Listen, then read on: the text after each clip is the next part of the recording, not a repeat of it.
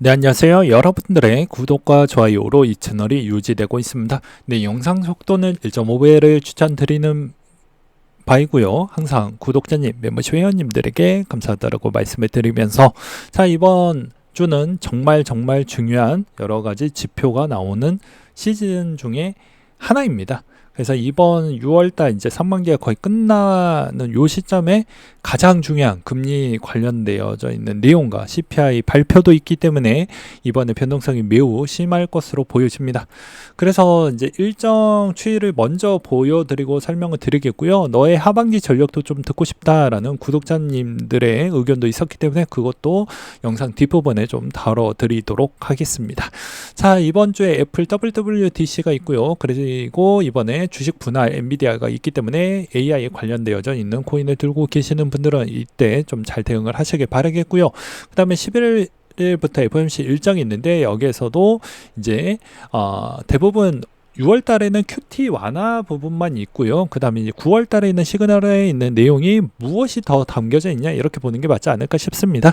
그 다음에 미국의 CPI가 있습니다. 이 미국의 CPI 내용이 이게 이제 따닥따닥 붙어져 있다 보니까 아무래도 이제 사람들이 이게 어떻게 흘러갈 거냐가 좀 많이 관건이 되겠죠. 그래서 이게 좀 어렵겠지만 지표가 이제 뭐 저번 주에 만족스러운 결과값이 안 나왔습니다. 저도 좀 실망한 정도라고 볼 수가 있는데요. 그 이유는 이제 노동 지표가 생각보다 이렇게 계속 오히려 더 내려가 주어야 되는데 올라가고 있다라는 겁니다. 일자리 증가분이 어디에서 나왔냐 좀 보면요. 그러니까 의료 서비스 쪽이 왜 이제 회복이 되었냐면 제가 헬스케어 리츠를 어느 정도 공부를 하다 보니까 알 수 있었는데 이게 코로나로 인해서 그리고 대부분 파업을 또 의료 파업을 유럽이나 미국도 어느 정도 많이 했습니다. 그러다가 어느 정도 좀 중재를 잘 잡고 다시 회복을 하다 보니까 이번에 일자리 분포도가 좀 더 많이 올라왔다. 일시적으로 좀 올라왔구나. 이렇게 보는 게 맞을 것 같고요. 그 다음에 이제 정부 고용 부분은 이제 그 전에 좀 많이 늘어났던 측면이 있었기 때문에 변칙적인 추이는 저는 이쪽 부분이지 않을까 싶습니다. 여가 숙박 추이도 이번에 호텔 리츠 쪽이 생각보다 성과가 뭐 잘 나와 주었기 때문에 뭐 당연히 고용 부분은 이쪽에서 좀 잘 나와 주었을 거라고 미리 알고는 있었지만 정부 고용 추이는 아마 하반기 때부터 좀 많이 줄지 않을까라고 보고 있습니다. 바이든이 이제 좀 많이 줄이겠다라고 그 전에 언급을 좀 했던 추이가 있었기 때문이죠. 그래서 이것도 잘 보시길 바라겠고요. 그러면 이제 여기서 너무 안 좋았던 내용들만 뭐 나온 건 아닙니다.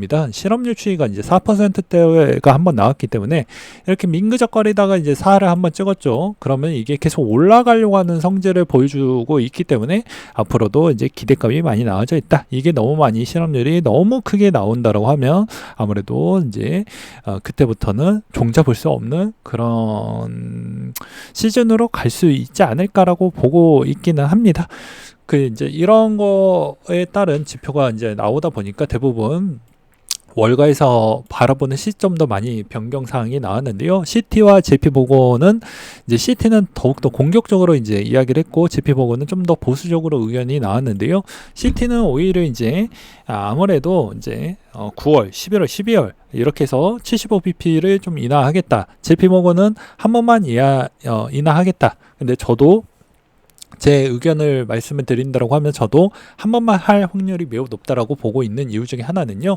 일단 캐나다 중앙은행하고 유럽 중앙은행이 0.25로 그냥 맛보기만 좀 보여주었다라는 것입니다. 그러니까 이걸로 우리가 확인을 해볼 수가 있는 건 야, 우리는 더 이상 금리를 더 위로 올릴 생각은 전혀 없어.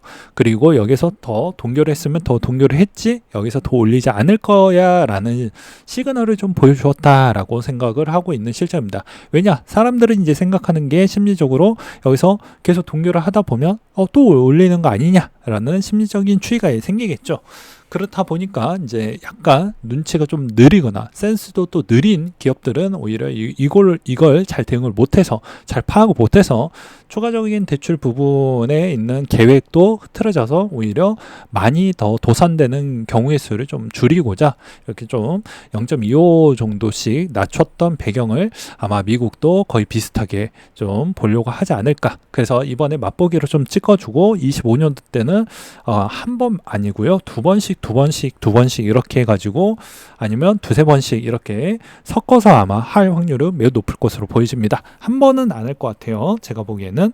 그래서 여러분들 의견도 존중을 하지만 저는 일단 이런 생각을 갖고 있습니다. 왜 그렇게 보고 있냐면, 전체적으로 FMC 이제 내용들을 쭉 보면 대부분 이제 금리에 있는 그래프 추이를 보게 되면요, 저번에도 이제 뭐 아주 옛날에도 이야기를 하긴 했지만 대부분 금리 추이는 한동안 중립금리가 한번 내려가는 요 추이에서 여러분들이 막 대출을 너무 많이 땡기면 안 된다고 이야기를 했던 이유 중에 하나는 아마 요 구간, 요 90년도 한 중후반 때 요 구간대와 저는 유사하게 보고 있는 실정입니다. 한번 내려가기 시작하면 계속 내려가는 게 아니고요, 이런 패턴이 아니고 어느 정도 경기가 방어되면서 가는 흐름이다 보니까 약간 박스권으로 가면서 살짝 올리다가 내리다가 이렇게도 갈 수가 있기 때문에 아마도 지금에 있는 상황은 더 이상 높이지는 않을 것이다.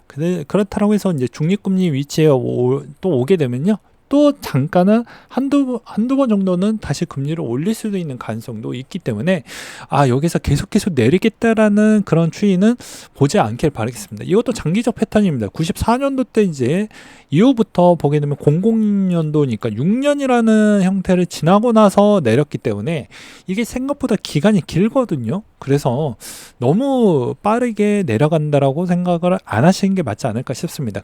미국 경제 생각보다 잘 버텨주고 있는 실정은 맞기 때문입니다. 그래서 어느 정도 위치만큼 내려올 거냐, 그리고 중립에 있는 위치가 어느 정도이고, 그 다음에 나머지 지표들도 연준이 만족스러운 정도까지 나와줄 것이냐가 관건이 될 것 같다, 이렇게 저는 말씀을 드리고 싶습니다.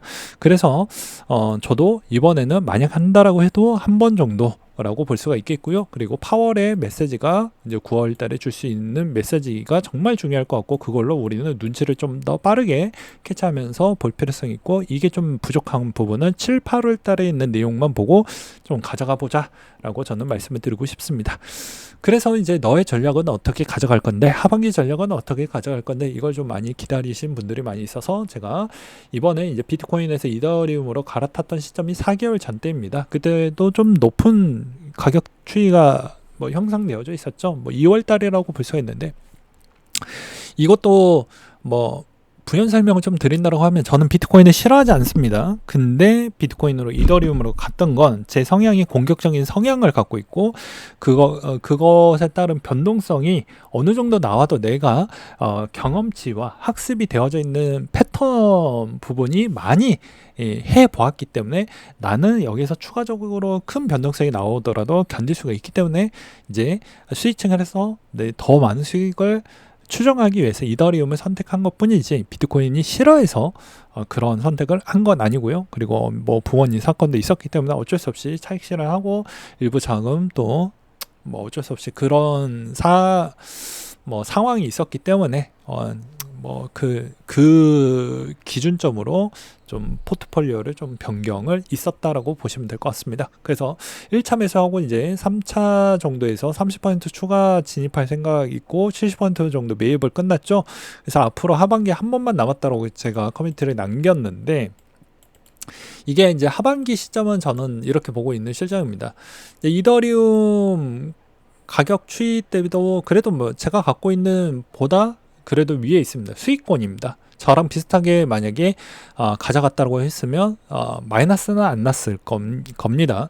그러면 하반기에는 저는 어느 시점에서 좀 들고 갈 생각을 갖고 있냐면요, 이제 아마도 기존에 블랙록이 이제 이더리움 ETF를 8월 달 정도에 있기 때문에 8월 달에 이제 변화점을 분명히 줄 것으로 보여지고요. 9월 달에 이제 금리에 있는 그런 것도 좀 봐야 되고, 그 다음으로 또 볼 수 있는 건 9월 달이 또 어떤 날입니까?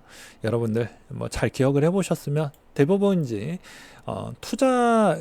코인 투자했었을 때 가장 안 좋았던 달이 대부분 8월, 9월 달 분포도가 별로 안 좋았기 때문에 저가 만약에 이번에서 매수에 이제 올해 기준점에서 마지막 매수 구간대가 만약에 된다라고 하면 8, 9월 달 정도 아니면 요 10월 달 요 사이가 좀 되지 않겠냐라고 저는 보고 있는 실정입니다.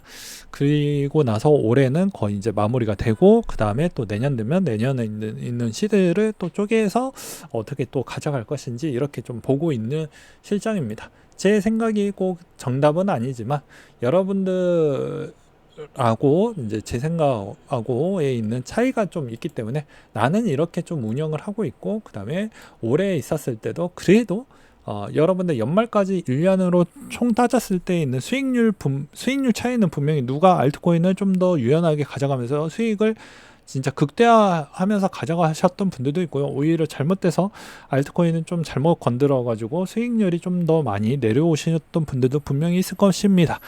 그래서 입맛대로 맞춰 가긴 하지만 저는 이렇게 좀 추천을 하고 싶어요.